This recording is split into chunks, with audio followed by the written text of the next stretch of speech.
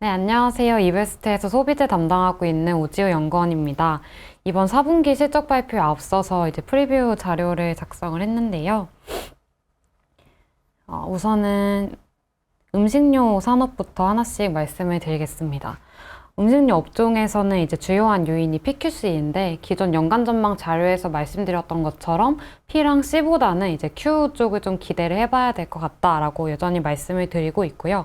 우선 원가단에서는 크게 우려할 사항은 많이 없습니다. 그래서 그림 2번 보시면 음식료 업종 커버리지 영업이익이 이제 전년 대비로 크게 증가할 것으로 추정을 했는데 이게 전반적인 음식료 업체들의 주요 원재료인 곡물이 작년도에 30%가량 가격이 하락하면서 이제 원가가 좀 편안해진 구간이다라고 보시면은 될 것 같고요. 특히 그 중에서도 가장 큰 수혜가 예상되는 거는 이제 라면 업종인데 기존 자료에서 말씀드렸던 것처럼 라면 같은 경우에는 원재료 주요한 게 소맥이랑 팜유로 이제 소프트 자산의 비중이 거의 없기 때문에 가장 큰 원가율 개선이 기대되는 업종입니다.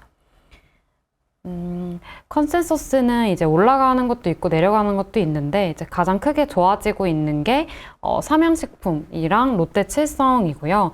롯데칠성 같은 경우에는 이제 PCPPI 필리핀 법인 연결 편입되면서 약간 회계적인 이슈로 컨센이 올라갈 수밖에 없는 구간이라고 보시면 될 것 같고 삼양식품은 이제 여전히 라면 수출이 견조하게 잘 나오기 때문에 4분기에 대한 눈높이도 조금 높아지고 있는 상황입니다.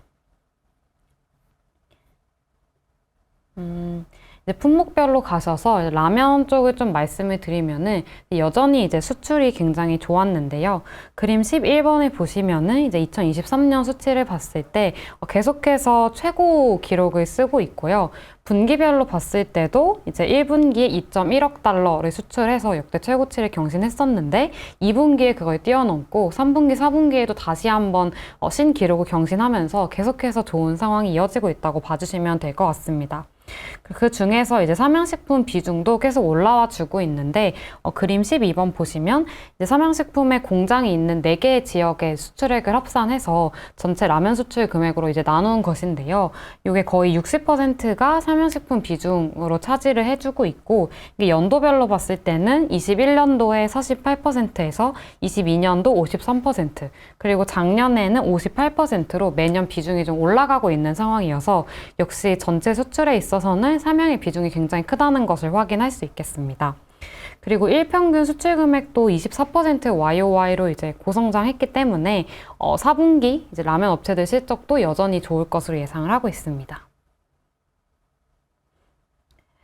또 주류 쪽에서는 이제 소주 세금 인하한 부분이 이제 굉장히 큰 이슈가 되었는데요. 최근에 이제 주류 시장 자체가 그렇게 좋지는 않습니다. 이제 코로나 이후에 술을 많이 먹는 문화가 조금 많이 없어지기도 했고, 특히 그때 처음 대학교를 간 친구들은 아예 뭐 술을 많이 먹는 문화를 접한 적이 없기 때문에 계속해서 그게 좀 이어지고 있거든요. 그리고 뭐 인플레도 영향을 미치고 있다 보니까 외식도 줄어들고 그러면서 자연히 이제 주류 소비도 줄어들고 있었는데 사실 주류는 그 중에서 세금이 차지하는 비중이 높다 보니까 주류가 덜 팔리면은 이제 세수도 줄어들게 됩니다. 그래서 이게 좀 문제가 되다 보니 정부에서 이제 소주 쪽 세금을 좀 내려주고자 했고요. 표 1번을 봐주시면 이제 과거 소주 출고 가격이 공장에서 1247원일 때랑 최근 1115원으로 내려왔을 때를 좀 비교를 해봤을 때 중요한 건 이제 과세 표준이 좀 달라졌다고 보시면 될 것 같아요. 옛날에는 과세 표준이 586원이었다면은 최근에는 457원으로 내려왔는데 이게 이번에 여기 써 있는 것처럼 이 기준 판매 비율을 소주의 22%를 정해서 과거 586원에서 22%를 이제 할인해 줬다고 보시면 될 것 같아요. 그래서 이 효과로 인해서 세금도 10.6%가 인하되었고 공장 출고 가격도 10.6%가 이제 인하가 되었습니다. 여기에서 기대를 할 수 있는 부분은 편의점이나 마트에서 파는 주류 가격이 내려갔기 때문에 조금 더 소비자들이 더 많이 소비를 할 것이고 그럼 판매량이 좀 올라갈 수 있다라는 거를 기대를 해볼 수가 있겠고 많이들 궁금해 하시는 게 이렇게 되면은 화이트진로나 롯데칠성 같은 업체들한테는 어떤 안 좋은 거냐 좋은 거냐 이런 거를 많이 얘기를 하시는데 사실 판매량이 올라갈 가능성이 생긴 거기 때문에 오히려 호재라고 볼 수가 있고요. 공장 출고가는 내려가지만 세금이 빠지는 거기 때문에 전체 수익에는 영향이 없다고 봐주시면 될 것 같습니다. 다만 좀 생각을 해야 될 부분은 이제 일반 식당이나 주점에서 주류 판매하는 비중이 훨씬 더 높은데 여기서는 이제 가격을 내리는 게 사실 뭐 법으로 정해놨다거나 의무는 아니기 때문에 아직까지는 편의점이나 마트만큼 이제 내려오지는 않았습니다. 그래서 이 부분은 계속해서 좀 체크를 해보는 게 좋을 것 같고요. 그 다음에 또 최근에 얘기가 많이 나오고 있는 게 이제 담배 쪽 가격 인상 가능성에 대해서 얘기가 많이 나오고 있는데 아무래도 이제 물가가 굉장히 10년 동안 많이 올랐는데 담배가 10년 동안 가격이 오르지 않은 부분도 있고 KT&G 입장에서도 지금 입담배 가격이 너무 많이 올라서 마진이 좀 악화되었는데 이 부분도 사실 가격 인상의 명분이 될 수는 있고요. 지금 시장에서 생각하고 계시기로는 현재 한국에서 판매되는 담배 가격이 소비자 가격 기준으로 4,500원인데 OECD 국가 평균이 8,120원이니까 아마도 8,000원 정도까지 인상이 될 거다라고 지금 예상을 하고 있고 이렇게 되면은 뭐 KT&G나 편의점 업체들, 뭐 BGF 리테일이나 GS 리테일에도 호재로 작용을 할 수가 있겠습니다.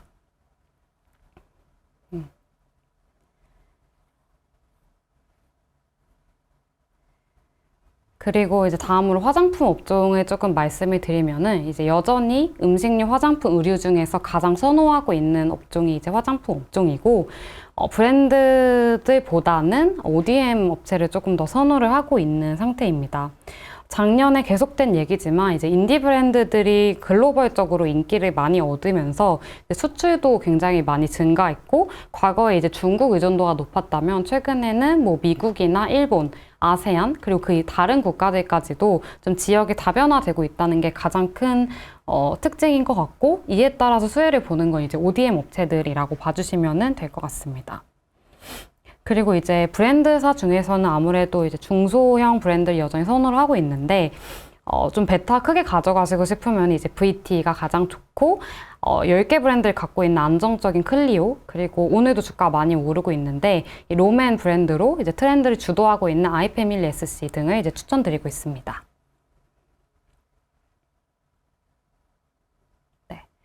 그래서 아까 앞서서 좀 말씀드린 이제 시장 다변화에 대해서 좀 말씀을 드리고 싶은데 그림 19번을 봐주시면 이제 한국 기준으로 봤을 때 화장품 수출 국가가 어떻게 변하는지를 볼 수 있습니다. 그래서 과거에 보시면은 이제 중국 비중이 50%를 넘었을 만큼 중국에 대한 의존도가 굉장히 높았었죠. 그래서 뭐 중국인들 들어온다 그러면은 뭐 주가도 움직이고 확실히 이제 중국 수요에 따라서 화장품 업체들 실적이 굉장히 많이 변했었는데 최근에 이슈가 되고 있는 부분은 이제 서구권, 미국, 그리고 아시아 쪽에서 일본이 좀 중요한 동인으로 작용하고 있다고 봐주시면 될 것 같아요. 그래서 2023년도 기준으로 봤을 때 중국 비중은 이제 30%대로 내려갔고 미국이나 유럽을 합쳐서 서구권이 27%, 그리고 일본과 아세안 지역을 합쳐서 아시아권이 22%로 굉장히 좀 많이 올라오고 있는 상태고 그 중에서도 특히 중요한 건 이제 미국이랑 일본 시장이라고 보는데 미국은 화장품 1위 규모의 시장이고 일본도 3등인 만큼 이렇게 이미 발전한 국가들에서 저희가 비중을 높여가고 있는 게 굉장히 중요한 모멘텀이라고 생각을 하고 있고요. 이런 부분은 2024년도에도 좀 성장 계속될 수 있을 것으로 보고 있습니다. 그리고 마지막으로 의류업종을 말씀드리면은 가장 좀 지금 상황이 어려운 섹터입니다.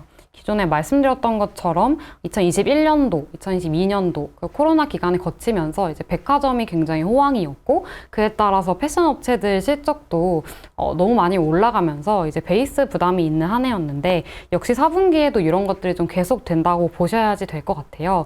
게다가 지금 인플레가 이제 글로벌적으로 심하기도 하고 한국도 겪고 있다 보니까 내수 경기가 좀 점점 안 좋아지고 있는 모습입니다. 그래서 뭐 대표적인 브랜드 업체들은 이 내수 부진의 영향을 좀 피하지 못한 모습이고요. 전체 커버리지 합산으로 봤을 때도 이제 영업이익이 두 자릿수 정도 이제 감소하는 것으로 이제 추정이 됩니다. 다만 그래도 여기 써놓은 것처럼 4분기가 좀 마지막 고비가 될 것 같아요. 그래도 2024년도가 되면은 23년의 기전은 좀 낮아지기 때문에 거기서는 좀 성장이 나올 수 있을 것으로 보고 있습니다. 그래서 의류 쪽에서는 이제 의류 OEM, ODM 업체를 조금 더 선호를 하고 있는데요. 우선 OEM 업체들 같은 경우에는 고객사가 이제 한국보다는 뭐 미국이나 유럽, 아시아권 이렇게 좀 해외 쪽으로 퍼져 나가져 있기 때문에 아무래도 한국 시장의 경기 회복보다는 뭐 미국이 좀 더 빠를 거다라고 생각을 해서 이제 OEM을 조금 더 선호를 하고 있고요. 브랜드들이 이제 실적을 회복을 할 텐데 그 전에 이제 OEM한테 주문을 주기 때문에 실적상에서는 이제 OEM이 먼저 턴어라운드를 하고 그 다음에 브랜드 업체들이 턴어라운드를 보이게 됩니다. 이제 그런 아이디어에서도 OEM의 주가가 좀 먼저 반응을 할 것이라고 좀 생각을 하고 있고요. 이번 4분기만 봤을 때 영업이익 기준으로 이제 가장 크게 성장할 것으로 보는 업체는 이제 화승엔터프라이즈인데 245%또 기저가 워낙 낮기도 낮거든요. 그래서 가장 좋은 성장률을 기록할 것 같고 한세실업 같은 경우에도 눈높이가 좀 많이 낮아졌긴 했지만 100% 이상의 성장률을 보일 것 같고 영업무역 같은 경우에는 1분기, 2분기까지 너무 잘 버텼기 때문에 지금은 조금 내려오는 구간이어서 두 자릿수 정도 감소할 것으로 이제 추정을 하고 있는 상태입니다. 의류 OEM 같은 경우에 이제 주가의 중요한 동인으로 작용하는 게 아무래도 이제 미국 경기인데요. 그 중에서도 이제 재고 데이터가 나올 때 좀 크게 반응을 하는 편이고 가장 최근 데이터는 이제 의류 소매 판매도 그렇고 연말이어서 재고도 좀 많이 감소한 것으로 나타나서 확실히 이 스타킹으로 좀 다가가는 구간으로 봐주시면 될 것 같습니다. 여기까지 산업 얘기는 드렸고 이제 종목별로 좀 제가 좋아하는 종목들 위주로 말씀을 드리겠습니다. 우선 음식료에서 탑픽으로 말씀드리고 있는 업체는 이제 삼양식품을 여전히 탑픽으로 꼽고 있고요. 이번 4분기 실적도 컨센서스를 크게 상회하는 실적이 나올 것으로 예상을 하고 있습니다. 우선 지금 별도 기준으로만 봤을 때 매출액이 이제 3천억 원 이상, 그리고 영업이익률도 15% 이상 지금 나올 것으로 추정이 되고 있어서 뭐 4분기니까 여러 가지 일회성 비용이라던가 아니면 뭐 장사를 너무 잘했으니까 성과급 같은 거를 좀 반영하고 나서라도 높은 이익률을 기록할 것으로 보고 있고 지금 컨센 한 390개 대비해서 한 16% 정도 상회할 것으로 예상을 하고 있는 상태입니다. 여전히 해외 국가 중에서 중국과 미국의 성장률이 굉장히 좋은데요. 두 지역 다 3분기보다는 살짝 QOQ로 조금 빠지겠지만 이런 건 이제 12월 달 재고 조정 이슈 때문이라고 생각하시면 될 것 같고 여전히 YOY로 보면 100%가 넘는 이제 높은 성장이 기대가 되고요. 특히 이제 중국 같은 경우에는 이제 광군제가 4분기에 실적이 많이 반영이 되기 때문에 이 부분이 좀 성장을 이어갔다 보시면 될 것 같고 미국 법인 같은 경우에는 이제 7월 달에 코스트코 추가되면서 이제 외형 확장된 부분이 4분기까지도 계속 끌고 가진다라고 봐주시면 될 것 같습니다. 현재 제 추정치 기준으로 지금 삼양식품이 11배 정도의 거래가 되고 있는데 과거에 농심이 이제 미국 확장하고 밸류에이션 많이 받았던 시기에 15배까지 받았기 때문에 삼양식품도 15배까지는 가능하다고 보고 있고 현재 밸류에이션도 굉장히 매력 있다고 생각을 합니다. 그 다음 이제 음식료 업체들 중에서 관심 종목으로 보고 있는 업체가 CJ제일제당과 하이트진로 이제 두 곳입니다. 아이디어가 살짝 비슷한데 특히 장기 투자를 하기보다는 여기서 한 20%, 30% 정도의 수익률을 단기적으로 기대를 할 수 있는 업체라고 생각을 하고 있고요. 둘 다 2023년도 기저가 낮고 2024년도에 뭐 비용 효율화라던가 이런 컨트롤을 통해서 실적 턴어라운드가 기대되는 업체들입니다. 우선 4분기 실적을 봤을 때는 이제 제일제당은 그렇게 좋지는 않습니다. 우선 가장 컸던 이슈가 이제 식품 부문에서 설 시점 차이 이슈 때문에 이제 4분기 숫자가 조금 빠질 수밖에 없고요. 그 이유는 이제 설날이 올해는 2월이었는데 작년에는 더 일은 1월에 있었기 때문에 4분기에 반영되는 물량이 이제 많았거든요. 근데 2023년에는 그게 좀 줄다 보니까 이게 YOY 성장률로만 보면은 좀 빠지게 보일 수 있다라고 말씀을 드리고 있고 또 바이오 쪽에서 이게 매각 예정이긴 한데 이 CJ 셀렉타라는 종속 회사가 3분기에도 살짝 적자를 기록하긴 했었는데 4분기에는 이 규모가 조금 더 커질 것 같아서 이제 컨센서스가 조금 하락을 했고 또 이 FNC 사료 축산 부문에서도 베트남 경기도 안 좋은 데다가 지금 돈가도 계속 빠지고 있는 상황이라 한 300억 원 정도의 적자가 예상이 됩니다. 그래서 이런 것들 때문에 4분기 실적 자체는 좋지는 않겠지만 뭐 바이오든 식품이든 사료든 24년도에 더 좋아지는 흐름은 맞고 이제 턴어라운드가 좀 확실한 기업이라서 지금 주가 수준에서는 접근 가능한 기업이라고 보고 있습니다. 그리고 이제 하이트진로 같은 경우는요.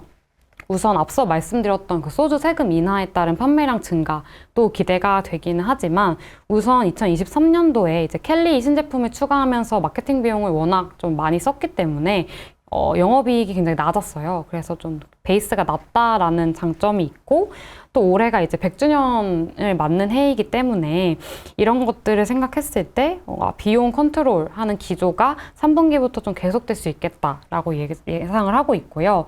또 출고가는 내려가긴 했지만 작년 말 이제 11월 달에 맥주랑 소주 가격을 인상을 했기 때문에 사실상 이제 가격 인상 효과가 있다고 보셔도 돼서 이런 부분에서 영업이익 성장률로는 이제 음식료 업체 중에 가장 좀 좋을 업체다라고 보고 있습니다. 그 다음 화장품 쪽에서는 아무래도 이제 대형주들보다는 중소형주나 ODM을 좀 선호를 하고 있는데요. 우선 대형주 중에서 좋게 보고 있는 아모레퍼시픽 같은 경우에는 4분기 실적도 그렇고 아마 앞으로 있을 1분기도 그렇고 아마도 이제 모멘텀 공백기가 조금은 있을 것 같아요. 저희가 작년 말에 굉장히 기대했던 코스알엑스 연결 편입이 5월 달부터 예정이 있기 때문에 그 전까지는 이제 관련해서는 저희가 이득을 관련해서는 뭔가 이슈가 없는데 그 전에 뭐 중국 턴어라운드라던가 뭔가 새로운 게 있으면 좋겠지만 아직까지는 그런 게 좀 잘 보이지는 않는 모습이라서 5월달 연결 편입 전까지는 조금 두고 보시는 게 좋을 것 같습니다. 그리고 이제 ODM 업체들은 둘 다 좋은데 우선 코스맥스 같은 경우에 이번에 2024년도 가이던스를 굉장히 이제 좋게 주셔서 크게 주가도 상승을 하는 모습을 보였고 2024년도에 저희가 기대해 볼 수 있는 거는 이제 미국 법인 턴어라운드라고 보시면 될 것 같아요. 이제 2022년도에 기존에 미국 공장 2개 있었던 것 중에 이제 오하이오 쪽을 폐쇄를 하면서 작년에는 사실 공장이 2개 있던 게 1개가 됐으니까 좀 매출액이 빠질 수밖에 없는 해였는데 올해는 그런 것들이 정리가 되고 이제 기저도 낮아지면서 높은 성장률이 기대가 되는 해입니다. 그리고 이제 중국 같은 경우에도 이제 광저우에서 그 JV가 붙으면서 이게 영업 이익단에서 안 좋은 영향을 미치는 게 아니냐 이런 이슈가 있긴 했는데 생각보다 지금 JV 제외하고서도 신규 고객사도 많이 붙고 있고 주문량도 늘고 있어서 성장률은 굉장히 좋게 나타나고 있다고 지금 파악이 되고 있고요. 상하이는 4분기에 9%, 광저우는 26% 이렇게 두 자릿수씩 고성장할 것으로 예상이 되어서 1, 2, 3분기 대비로 중국 성장률이 좋아지는 분기다라고 보시면 될 것 같습니다. 그리고 이제 한국 콜마 같은 경우에는 지금 제 커버리지 중에서는 화장품에서 유일하게 컨센에 부합할 것으로 보고 있는 업체입니다. 3분기 때 사실 이 ERP 시스템 변경 이슈로 인해서 매출이 좀 이연되는 문제가 발생을 했고 주가도 조금 빠졌었는데 이런 것들이 지금 4분기 월별 트렌드로 보면은 거의 다 회복이 되었다고 보고 있고 사실 ERP 변경이 이렇게 3개월 만에 해소됐다는 거는 굉장히 긍정적인 이슈라고 보고 있습니다. 그래서 월별로 봤을 때 이제 11월, 10월 달 성장률이 굉장히 이제 좋았던 것으로 추정이 되어서 한국법인 기준으로는 매출액이 23% 성장할 것으로 이제 추정이 되고 있고요. 영업이익도 이제 두 자릿수 무난하게 기록할 것으로 예상을 하고 있습니다. 또 저희가 기대하고 있는 부분이 아무래도 중국 쪽인데요. 무석법인 여전히 이제 두 자릿수 거의 30%에 육박하는 좋은 성장 보일 것으로 보고 있고 전체도 이제 흑자 전환해가지고 콜마 같은 경우에 사실 2023년도에 굉장히 이제 좋았던 게 중국 법인이 처음으로 이제 흑자 전환을 했다는 점이 굉장히 좋았고 2024년도에는 이제 단순 흑자 전환을 넘어서 수익성을 더 좋게 만드는 그런 해가 될 것으로 기대를 하고 있습니다. 그리고 의류업종에서는 앞서 말씀드렸던 것처럼 브랜드보다는 이제 ODM 업체를 조금 더 선호를 하고 있는데요. ODM 중에서도 이제 화승엔터프라이즈를 가장 추천해 드리고 있는 상태입니다.